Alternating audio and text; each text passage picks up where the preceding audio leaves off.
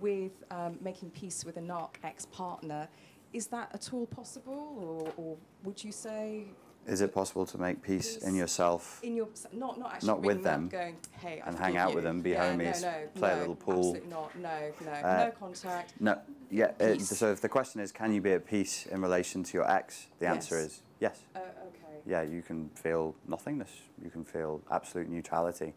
If the unconscious thinks you are safe and believes you are safe, you're still focused on the ex. You're still obsessed with that relationship, if you are, because the unconscious mind is using that as a signal to say to you, you're not safe. The unconscious functions in a bit of a funny way sometimes. Thanks for the question. It kind of functions as an observer. I've only ever had this thought inside my head. I've never tried to write it down. Here goes. What could possibly go wrong? So here's you. You're a lollipop. And here is the unconscious. I'll draw it as the all-seeing eye. And it's looking at you. And the unconscious is, if you like, pressing a button on a machine that feeds you feelings. Something like this is happening. Obviously, this isn't happening because there's no floating eye watching you. The unconscious looks at you and it goes, okay, where is this person going to be if they keep doing this? Where is this human going to end up if this keeps happening? Are they safe or are they not? If the unconscious is observing you and your actions over time and goes, well, this isn't very good, it's going to send up signals that warn you that things aren't very good. If it's observing you and it says, this person still has a break in the ego boundary that will let another narcissist in, they're not safe. The unconscious then sends signals of anxiety around intimacy and relationships. It'll make you obsessed with the idea of falling for the narcissist. Oh. And it's right to send that signal because you're still not safe. You've not recovered. Similarly, let me give you another example on a totally separate subject that will hopefully help get this through. Anxiety. Does anybody suffer from anxiety? Okay.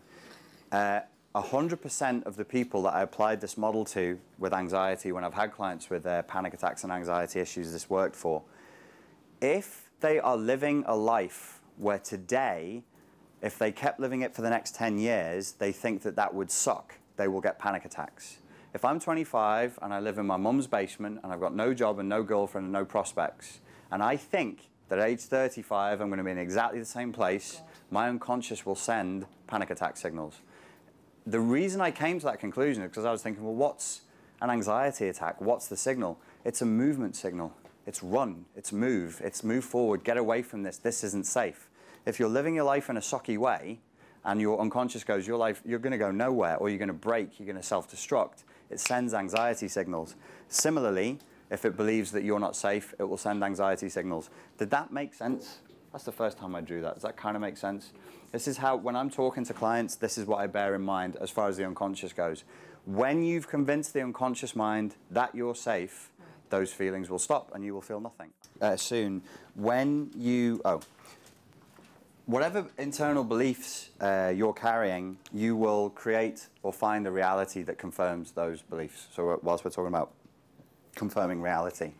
So as you're going along in the world, because in this scenario you are a stick donkey, if you have inside of your stick donkey head a message that says, I am poop, then you will go places that confirm that. You will find other donkeys that confirm that. You will just, that's just the way it is. That becomes your reality tunnel, which is one of the things we're going to discuss in the next section.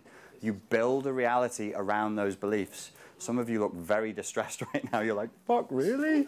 Yeah, really. If you believe that people with post-traumatic embitterment syndrome believe for a while the world is shit, people are shit, they have no love in them, no empathy whatsoever. They then go out and watch the movies that confirm that, speak to the people that confirm that, attract people into their lives that confirm that, and they live that and they go, see, I told you. In my head, I realized I was doing that, and my pattern interrupt was to say to myself, what about the kittens? What about the kittens? What about the kittens, fucker? Are they kittens or are they not? Don't they have pink noses? Do they have tiny little pads on their paws? They do. And I'll be like, damn it, I wanted to be miserable, but there are kittens. And at that point, I would force myself to go, there is good in the world. There is. And I'd force it with logic. So my brain would go, everybody's a piece of shit and they're totally selfish. And I'd be like, so is there nobody in the world right now doing a completely selfless act anywhere on this planet? And I'd be like, yeah, whatever.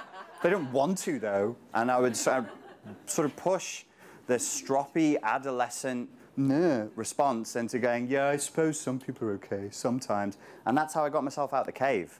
The cave that we go into in post-traumatic embitterment syndrome that is self-isolation, it's dark, but it's safe. People with PTSD and CPTSD, that's where they go, and they need to draw themselves back out. I think on that note, I'm going to end this session.